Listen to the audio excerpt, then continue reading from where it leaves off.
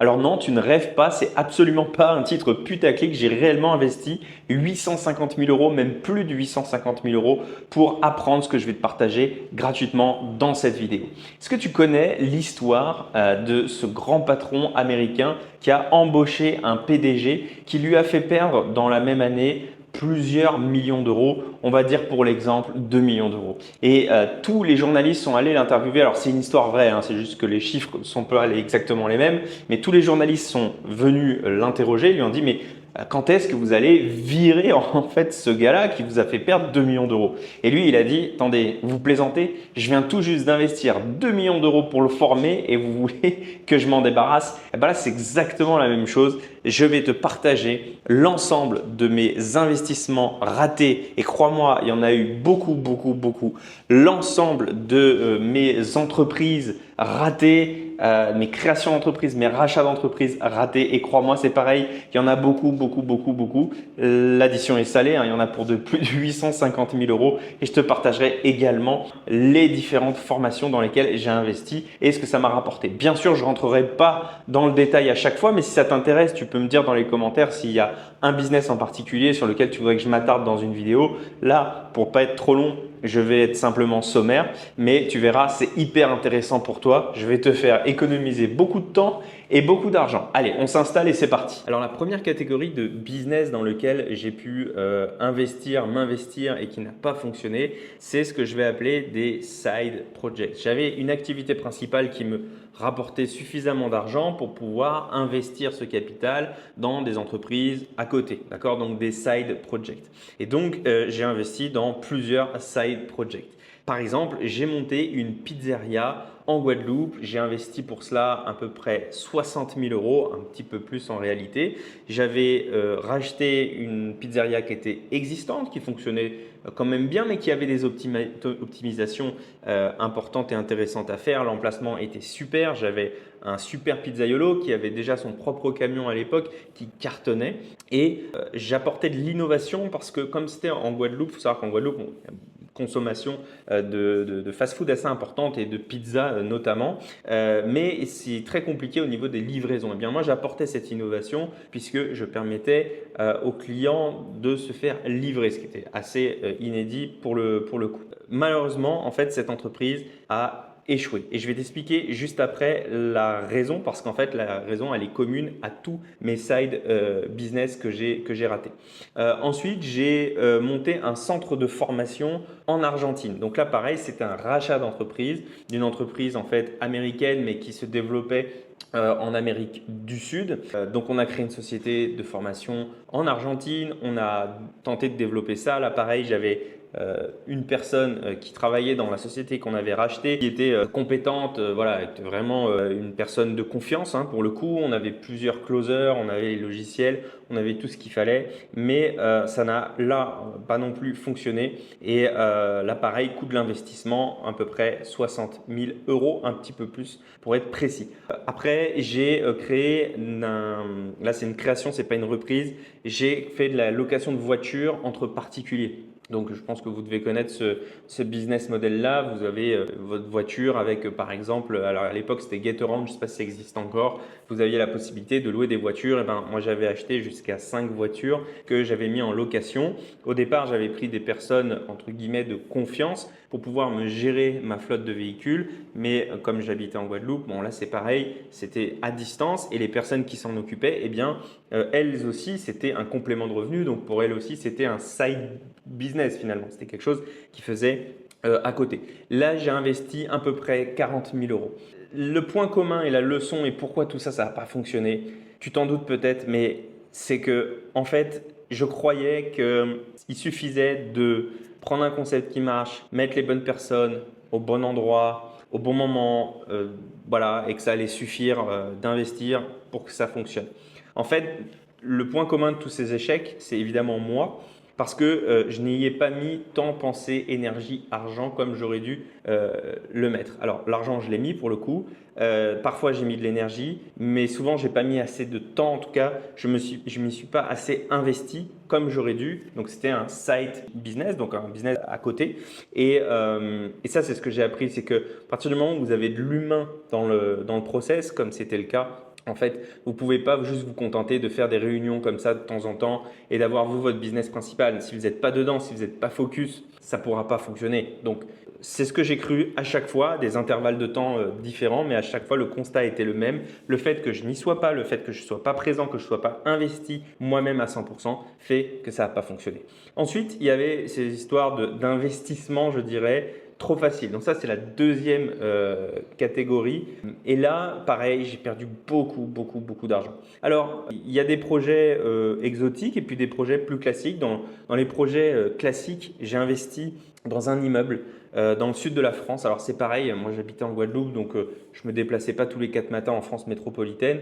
J'ai acheté un immeuble dans le sud de la France qui, sur le papier, avait énormément de potentiel.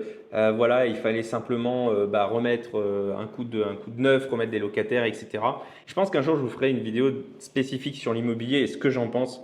Parce que j'ai un peu d'expérience aussi dans ce sujet, même si j'ai pas une expertise énorme, mais j'ai une expérience, je pense, assez importante. J'ai investi dans plusieurs biens immobiliers et ça, c'est pas du tout bien passé.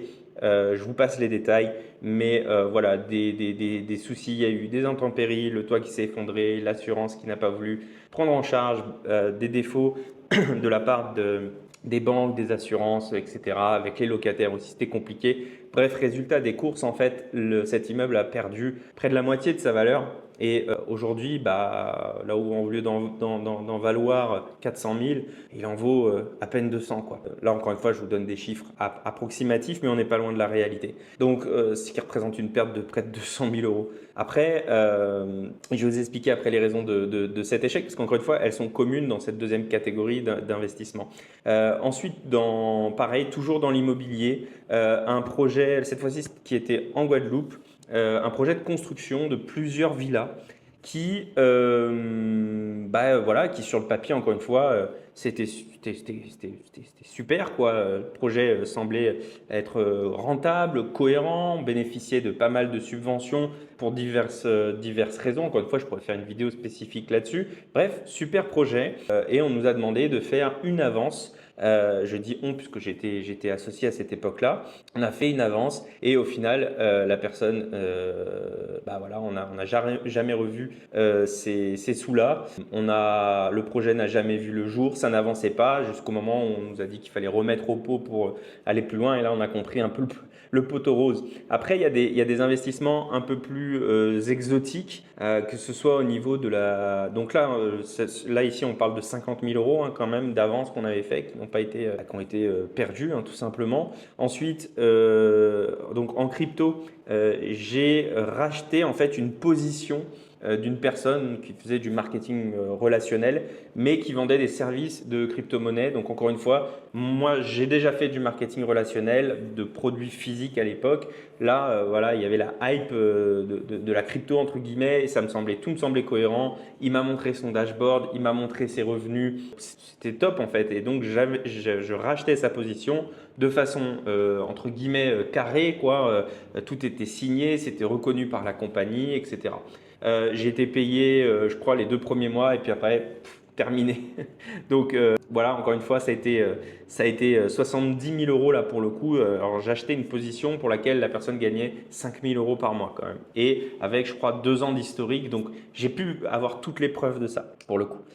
Et cette personne-là, je pense vraiment, n'était pas malhonnête, mais je vais vous donner après la raison. Voilà, puis après, j'ai investi dans des cryptos. Il y en a une qui s'appelait Wagyu, je crois, j'avais mis 11 000 euros. Mais encore une fois, le point commun de tout ça, de toutes ces pertes-là, c'est une méconnaissance de ce dans quoi j'investissais. Ça, c'est le premier point.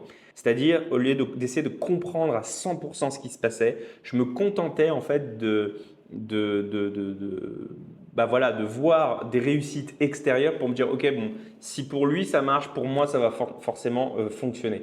Et j'avais beau mettre des feux verts, que ce soit au niveau de l'immobilier ou des investissements comme par exemple en crypto-monnaie, eh bien à chaque fois il y avait à chaque fois en fait il y avait quelque chose qui bloquait. Et ça, c'est parce que l'argent, si vous voulez, c'est comme l'argent durement gagné, on va le dépenser plus difficilement. L'argent facilement gagné, on va le dépenser plus facilement. Bon, là, c'est pareil. Quand on veut prendre des raccourcis, mais que notre subconscient finalement n'a pas validé ou considère au fond de lui que c'est un peu trop beau pour être vrai, c'est ce que je propose d'ailleurs dans mes accompagnements. Il y a beau avoir des opportunités, votre subconscient va l'auto-saboter pour faire en sorte que ça ne fonctionne pas. D'ailleurs, si ça t'intéresse et si tu me regardes que tu es entrepreneur et que tu fais moins de 10 000 euros par mois, j'ai créé justement un questionnaire que tu vas retrouver en cliquant sous cette vidéo, que tu peux remplir ces 10 questions et tu vas recevoir dans ta boîte mail la raison inconsciente qui te maintient sous le palier des 10 000 euros par mois. Voilà. Donc, je referme la parenthèse, mais c'était important pour moi de t'en parler. Donc, ça, c'est la deuxième catégorie d'investissement. Donc là, ici, j'évalue mes pertes en gros à plus de 430 000 euros. La catégorie 1, j'évalue mes pertes à peu près 150 000 euros. Et la catégorie 3, là, ce n'est pas des pertes, c'est des formations pures et dures en moi-même, que ce soit des livres. Je pense avoir lu. En fait, pour moi, c'est difficile à quantifier. J'ai une bibliothèque qui est assez importante, mais on va être pessimiste, très conservateur. On va dire que j'ai dû lire au minimum 200 bouquins. Donc à chaque fois, un livre, ça coûte à peu près 15-20 euros. Ensuite, j'ai suivi plus de 50 formations en ligne. Alors c'est pareil, j'ai toute la liste. Si ça vous intéresse, je pourrais vous dire toutes les formations que j'ai suivies. J'ai suivi des formations en e-commerce, des formations en closing, des formations en marketing, mais vraiment plein de trucs d'infopreneurs que vous connaissez très certainement. J'en ai acheté plein. Pour le coup, je suis un très bon vendeur, mais un très mauvais acheteur. Je consomme énormément de contenu et j'ai pris au moins 50 formations avec des prix moyens aux alentours des 2 000 euros. Mais vraiment, encore une fois, je pourrais vous faire la liste, je pourrais vous apporter plus de preuves. Je ne rentre pas dans les détails dans cette vidéo, mais pour vous le montrer, mais j'ai acheté vraiment des formations de tout et surtout, encore une fois, immobilier, etc. J'ai vraiment un gros catalogue de formations.